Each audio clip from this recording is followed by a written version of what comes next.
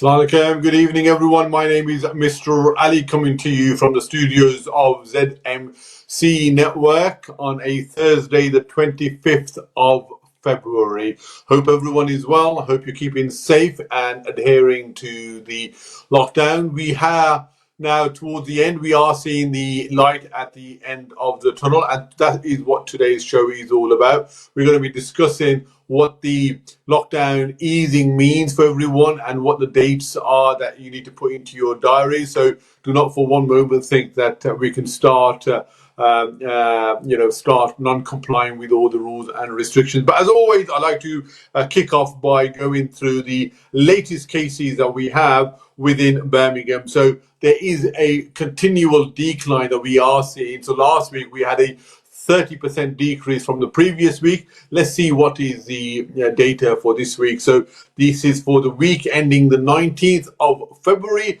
2021. In Birmingham, we have new positive cases totaling 1,894, a fall of 620 compared to the week previous from that.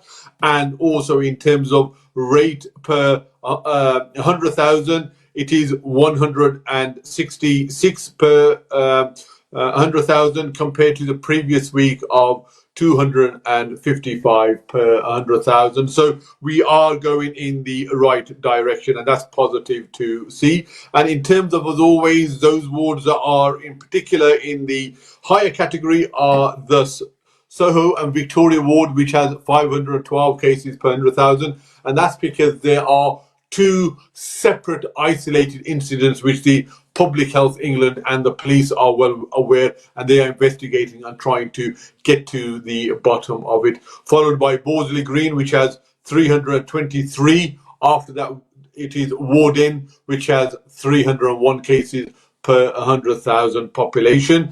After that, it is Tyseley, which has 267, followed by Yardley and Stretchford, which has 260, and Birchfield, which has 230. These make up the top half a dozen wards, which has the highest cases, but also in particular the age group or the characteristics that have the highest spread and also affected by COVID are of a male of a Pakistani background, and those that are of a age of 30 to 49 years. So if you are in any of those 6 wards or of a Pakistani background and 30 to 50, then please continue to look after yourselves and others. One of the success story that we are having at the moment is the fantastic work that the government, the NHS and the community and mosques and churches, cinemas and many other organizations, community organizations are doing in order to make sure that we are now just under 19 million people that are vaccinated. All the over 80s, 90s have been vaccinated, or the over 70s have more or less been vaccinated. We are now targeting the age group between 65 and 70. People that are in care homes as well, another group that is vulnerable, they have also been vaccinated as well. Some real good news about the vaccination. What we have seen is from the early data that the transmissions, i.e. passing it from one person to another, is reduced by 70% from those people that have been vaccinated. And like I said, it does take 3 weeks after you have been given the first injection before the immunity, before the antibodies build up. So do not for one moment think that from day one that you are going to be having immunity from COVID. And the other one also is that there is a 90% reduction in severe symptoms, which means that you don't go on to spend any time in hospitals, in any of the acute wards as well. So that is again something that we need to be mindful of. However, something that I've been very vocal and very a proponent of is the low number of vaccine uptake, especially among the Pakistani population, which is on average 30% below the overall UK population. And my message and the platform that I have is that please, I urge everyone, especially those that are shielding, vulnerable, have underlying conditions, when you have the letter come through from your GP or from your appointment site, please do not for one moment decline. Do not listen to any of the conspiracy and the misinformation that is going on, and honor your vaccine appointment as well. So that's where we are. So today I have a very good friend of mine, a friend by the name of Alan McLaughlin, who works for the St. John's House, who's going to come and help me talk about the guidance and the ease of the restrictions that were announced by Boris Johnson and his government on Monday, the 15th as well. A warm welcome to you, Alan, virtually to the ZMC, the Real Story Network. How are you keeping, and how are things? Well, thank you, Mr. Ali. It's really great to be here, great to be your guest. And I just want to give my congratulations to you for being such a wonderful advocate for your community. I've seen that, and I've seen that with so many of my friends from the Kashmiri community, to know that there are people who are really caring for the community. And it's a great pleasure for me to join you on the show today. Thank you for having me. Welcome Thank to you. our That means a visitors lot. too. Thank you, Alan. Really, thank you very much. So, so you must have been glued like me on Monday evening when Boris Johnson came in front of the national media and in front of the national UK residents as well, population, and he announced that a series of measures, series of steps over the next 3 to 4 months. And there doesn't seem to be a cliff hang here. He's given us a slow handbrake release in terms of the ease. So when you were listening, what was your immediate thoughts about how he was doing? Was it a sensible approach, or do you think that, as some people accused him, that he's going at a snail's pace in terms of easing the restrictions? Well, no, to be totally honest with you, when he started speaking and spelling it all out, I was prepared for a bit of disorganization, a bit of misinformation, a bit of doubt. But I was so greatly surprised to see how clear it was, to really have a sense that, yes, we're on the way out of this. And I felt a great sense of hope as the Prime Minister was speaking. And so I came away from that, I don't know how long it was, an hour or so. I came away from that feeling just a little bit lifted and up. It was great. Most definitely. And just to recall, I think everyone is struggling at the moment. 11 months of being in isolation, in lockdown, worrying about your economic prospects, having to have neighbors, family members being passed away, not being able to give your final farewell in some cases, or being able to attend funerals as well. Your children being stuck at home. There has been an increase in domestic violence because of the enormous pressure and stress that everyone's under. Not that is any excuse, by 30% as well.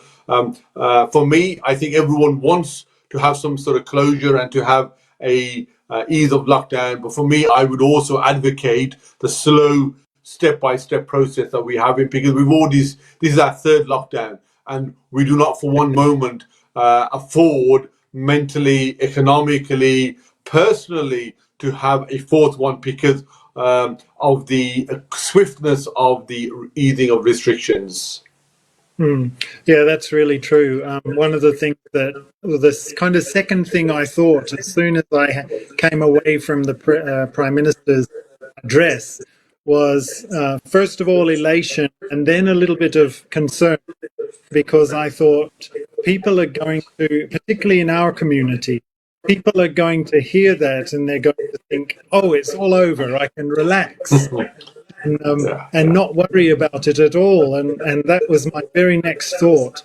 And I thought, oh no, our community needs to get the message that we need to be vigilant all the way to the end.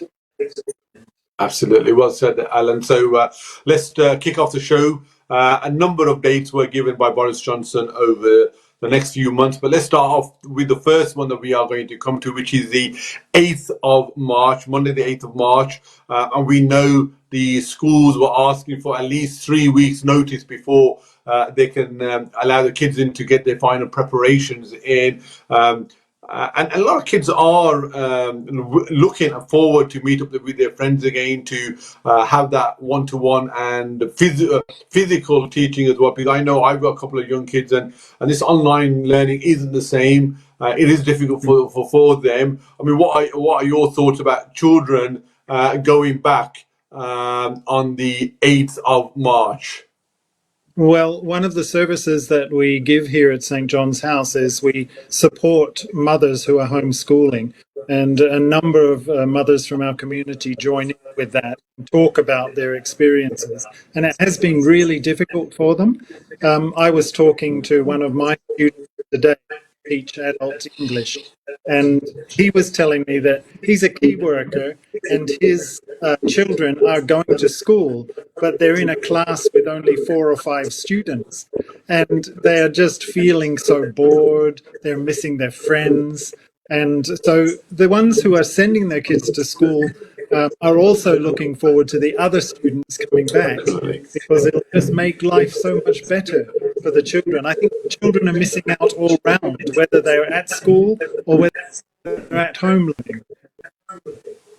Well said. And I think things are going to be different this time round, because we know the NUT, National Union of Teachers, the head teachers unions are pushing for teachers to be classed as key workers, and for them to have maybe 2 or 3 lateral flow tests to be done a week. And these are tests that can be done fairly easily by an adult. Doesn't have to necessarily be trained healthcare professional, and within 20 minutes, half an hour, the results can be visible as well, and as well as the teachers, but also the children can be tested on a regular basis as well. So I think there's a lot more preparation. A lot of things are going to be a lot more different as well. But I mean, what are your thoughts? Is that a good thing for us to be sending the school children en masse, so primary and secondary at the same time, with the teachers having to also do the lateral flow tests? What are your thoughts about that, Alan? Well, my concern is primarily for teachers, because as you just mentioned, teachers so far have not been included in the key workers bracket where they are receiving the vaccination. And I would echo your thoughts and say definitely would love to see teachers being vaccinated, so that they don't have to have that thought in their mind that what could I catch from these children who are coming from home. We know that children are less vulnerable, and so as the government has recommended, primary school children can go back to school without masks, whereas secondary students need to wear masks, and that, I guess, reflects their amount of vulnerability. Hopefully, we'll see teachers being treated with that same respect and given the vaccination, I would echo that call myself. No, thank you for that. As well as the children and the teachers going back on the 8th of March, what we can also do now is, for example, if me and you wanted to go for a cycle, which we intend to in due course, or wanted to go and exercise in the local park, we can do so, but with a coffee or maybe a few sandwiches as well, which was previously wasn't available. And I think a lot of people would welcome that, just to have a human interaction face to face and gain some fresh air and fresh exercise as well. So I know I'm certainly looking forward to that as well. And the other one was also the care workers, the care homes. You can have one regular visitor coming in, as long as they have the PPE equipment and also the negative PCR, because we know a lot of people that have been in care homes haven't had a human interaction with their family or loved ones for a awfully long time as well, and that's just simply not right at all, is it? No, it feels quite inhumane, to be honest. I mean, the situation in care homes is quite dire, and again, I would encourage care home workers. Not all have been vaccinated. Some are actually not being vaccinated purposefully. And I would implore all care home workers to receive the vaccine as soon as possible, because that puts themselves at risk and the people they're caring for at risk. So, and we want those care homes to be opened up as quickly as possible. So the more people that are vaccinated, then the quicker that can happen. Yeah, thank you. One of the guests is giving you salam. Javed Akhtar, who's just had his vaccination last Friday, is giving you salam and regards to you, Alan. Yeah, he's a good friend. Thank you. Yeah. Yes, Yeah. definitely. Moving on to the second date, which is the March the 29th. There's going to be a lot more people that will be allowed to mix. So, outdoor gatherings, 6 people will be allowed to get together, or 2 households as well. And something that I'm really looking forward to, Alan, is that I'll be able to have my jabs football sessions again, because the outdoor sports facilities are going to be sort of restarted. You'll be allowed to play basketball. You'll be allowed to play cricket, outdoor sports on a regular basis as well. So for me, I think that's a very welcome date as well. So I'm looking forward, counting the days almost, as well as my parents and my football players as well. And also, you're able to travel much further apart. What do you think of that date of the 29th of March? Well, I'm very much looking forward to that. I think that that's when our cycle group will really be able to, and so we're all looking forward to that. The change in weather, of course. I mean, it's all pointing upward, isn't it? It's really starting to feel Absolutely. positive. But I guess I would reiterate that message that we've got to follow these guidelines. We've got to stick within them. One concern I had was today went out into the park because it was a beautiful day, and I went out to the nearby park, and I found we were surprised to see that there were large groups of people gathered in the park. There was sports being played in the park, and we were just so shocked because we hadn't seen it for quite a while, that there were so many Sure. people congregating there. So I would repeat that message. Please, let's maintain our social distancing. Let's stay at home unless we have to leave until these dates are really clear. No, thank you. And that's the whole purpose of having you on today, was that I know people are fatigued. People are tired of a lockdown and staying at home all the time. And all these dates that have been announced, for some people, it can be quite confusing. They can be all merged into one. But hence why we are going to have these regularly throughout the next 3 months, so people know exactly what is permissible at each timeline as well. So thank you for that sort of public health message, Alan.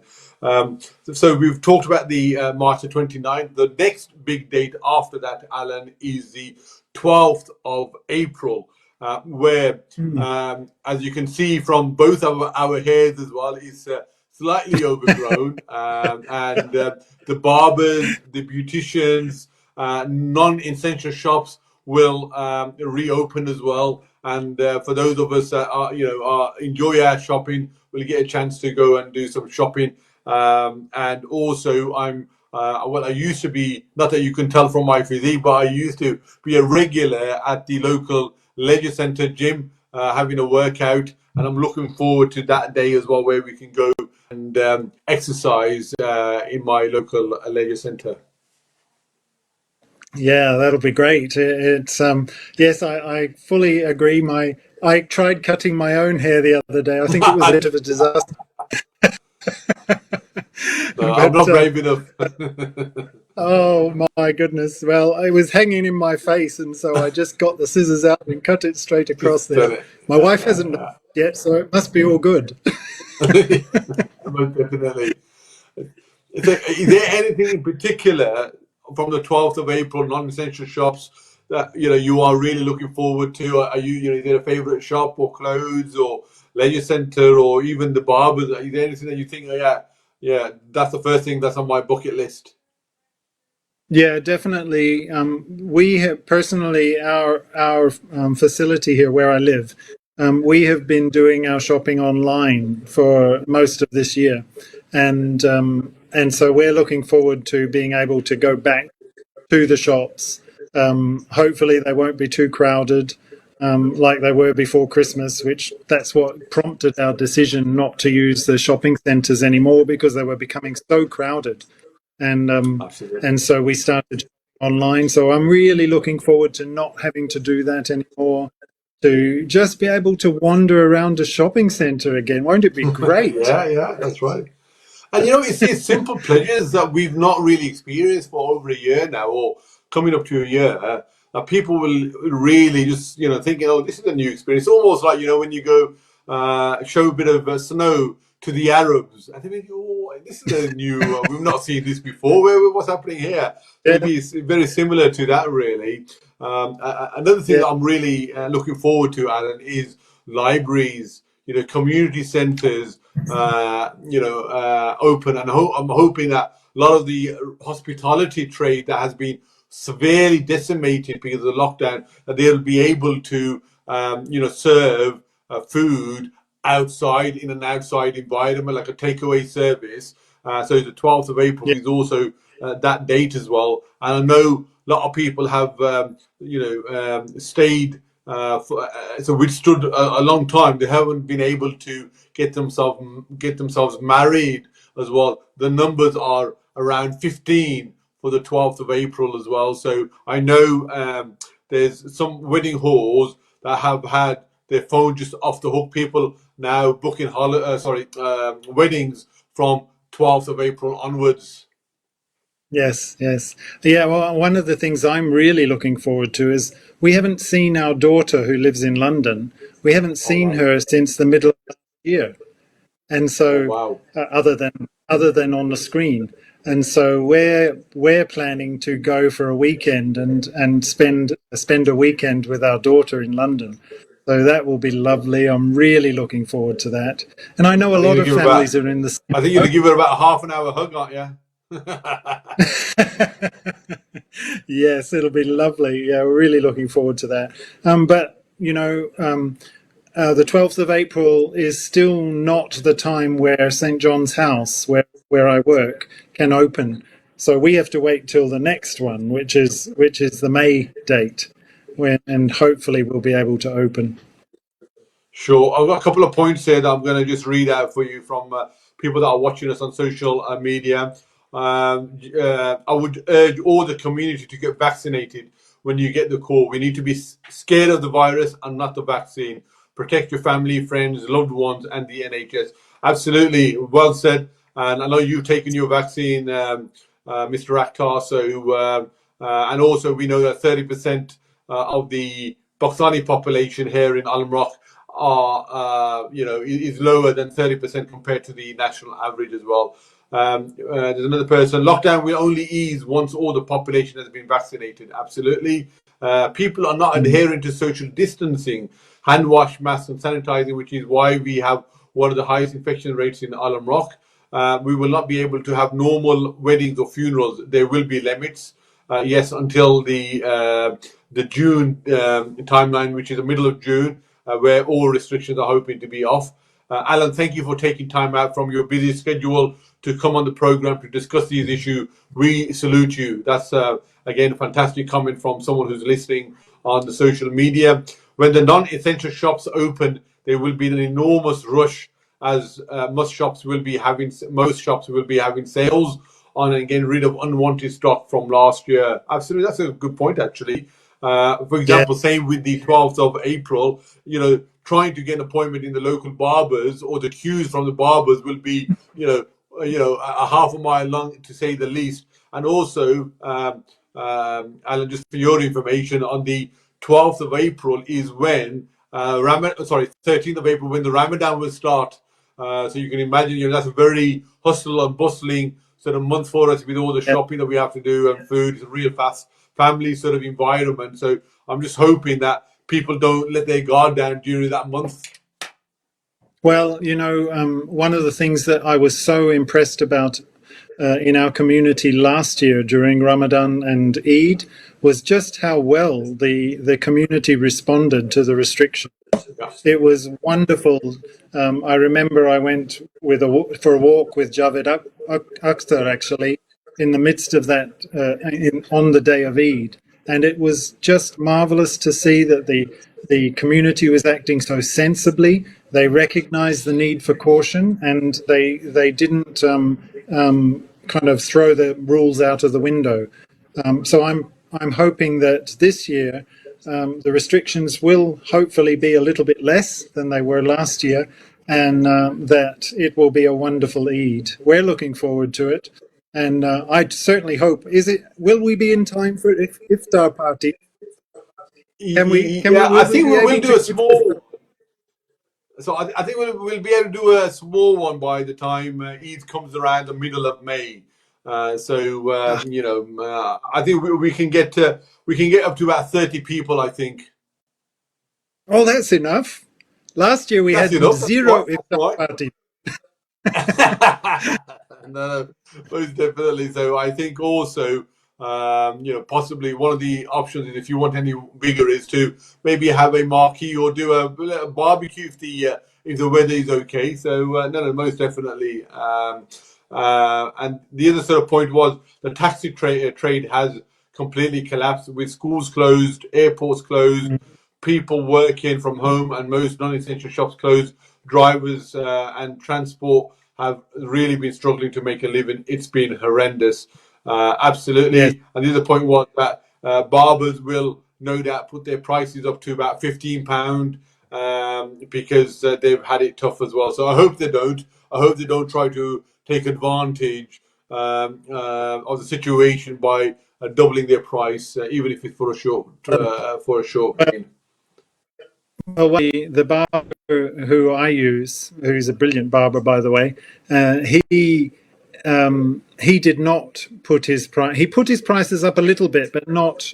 It was negligible. But I want to encourage our listeners to be generous to businesses like that. You haven't had to have haircuts for 3 months. That means that you haven't had to pay for haircuts. That means that you can pay extra for your first haircut and help out the barbers. Yeah, no, well said, well said. So, no, absolutely. Moving on to the next timeline, Alan, is the 17th of May. And this is where a lot more flexibility is going to be given to the indoor gathering. So we know places like the bowling alley, cinemas will be opening as well. There will be the indoor sports such as badminton, maybe snooker, Mm. these sort of venues will be opening as well. And you'll be able to stay overnight in hotels as well. So if you want to go and see your daughter and you're going to stay in a hotel, for example, the day that you should be booking it from is the 17th of May as well. Mm. One of the things that, well, first of all, I'm not sure. I think that date, the 17th of May, is when community centres can open, isn't it? Yes. Yeah, so I've that's got the community cool. centre. I've got down for the 12th of April, libraries and community centres. Oh, okay. Well, we could Yeah. potentially, that's really good news for us because at St. John's House, of course, all of our activities have had to be closed down for the year. Yes. And so Yes. we're really looking forward to opening up again and inviting people in and having our community meetings that we used to have Yes. before. So that's really positive too. Yeah, yeah. So I think for your setting, the 12th of April is the big date because you're classed as a community centre and libraries will be opening as well from the 12th of May as well. So, Mm. whereas the 17th of May is the indoor entertainment, so the larger venues such as cinemas and, you have your arcades and your bowling alleys, they will also be open from the 17th of May as well. And also, I don't know if you're a big football fan, Alan, but also from the 17th of May, that you'll be able to go back to the Villa Ground or to the Hawthorns or to football stadiums as well. So, really looking forward to that. Maybe not this year for me because I've been a Liverpool fan, Alan. We're not having a good time at the moment. Yes, yeah. I know that people have really been missing that, and it's those small things that we used to take for granted, like being able to go to a football match, being able to sit down in Chaiwala and have a nice drink with our friends. Those things we've so missed, and it's going to be wonderful to be able to do those things again.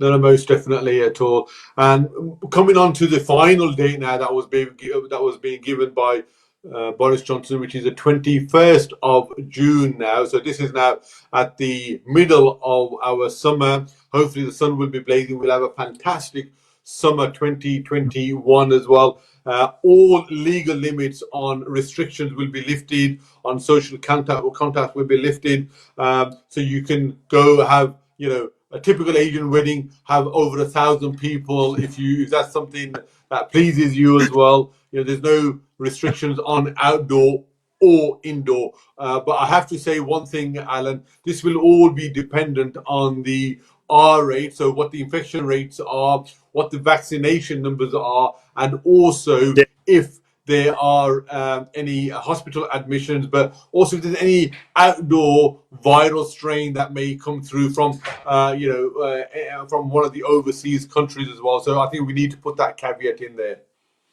Yes, yeah, and I think that that's a really good reminder, Ali, because those four things are really crucial. And what will spoil those four things, what will trigger those four things, is if we don't maintain our social distancing, if we become too cavalier about our attitude towards keeping the restrictions in place while we're asked to. That our number will go up again, the number of infections will rise, and we could be back in trouble. So we need to remain our vigilance. Yeah, no, most definitely. Just back to our comments as well. So where are we? Yeah, June the 21st is the big date. We still have certain restrictions during Ramadan and Eid and after. Yes, absolutely. So Ramadan will have to just be for the immediate family or with the next door neighbor, one of the household. That's all you can have. Mm. How many people can you invite for Eid? My understanding is that you can have two households or maximum of 6 people. Okay, 21st of June. Does that normal life resume? Absolutely. From the 21st of June, everything being equal, all the restrictions, indoor and outdoor, will be lifted. So that's great news. That's a big day that we need to look forward to as well. Jav, of the villa, we will buy you a 7-Up drink, Ali. Thank you very much. Oh God, I think the future for massive weddings will not be common. Yeah, don't be surprised. We don't change our ways too easily. We will have big weddings come the summer holidays, unfortunately, as long as the government and the rules allow us. Come on, I was Alan, just what do you going to say? say, can I say that I'm very happy to be one of those 1,000? Thank you. Absolutely. Yeah. Once lockdown fully opens, we have to be prepared for more deaths. No, most definitely. I think one of the prerequisites maybe is to wear face mask and not know who everyone is. So we've come towards the end of the show now, Alan. I just want you to sort of maybe just give your final summary and thoughts to our viewers. Sure. Yes. Well, like most people, hopefully, who heard the announcements, I am feeling full of hope and feeling full of gladness to know that we have a plan that is ahead of us. But that does not mean that I or anybody else can be lax or relax at all. We still need to remain vigilant, because if it gets out of control again, if people decide, oh, I don't need to get the vaccine now because we're coming out of lockdown, well, that's going to spoil everything. We've really got to keep on top of this in order to 21st of June free from COVID. That's well said, Alan, and that's what I like as well. I like a man with a plan. I like something that's been structured and thought of as well. So initially, it's all going to be about allowing people to mix outdoors, because we know the infection rates and getting COVID outdoor is much less than indoor as well. And then times will be slowly toward the indoor until the middle of the summer, where we can hopefully, if everything is still equal and calm, then by the 21st of June, we'll all look forward to having a hug, getting together, having a cup of tea outside, doing some exercise, just chilling out, relaxing, and reminiscing of how that previous 12 months, 15 months has been as well. Because I know certainly my mental health has been fragile. It's only through connecting people on social media and using technology that has allowed me to cope with the struggles and the difficulties that we face. But it has been tough, but like I said, they are light at the end of the tunnel, and through still social distancing measures, we will come through it more robustly and more proudly as well. So thank you, Alan, very much from my heart for coming in and helping me to share the good news with the listeners. And until next week, please look after yourselves and each other. God bless.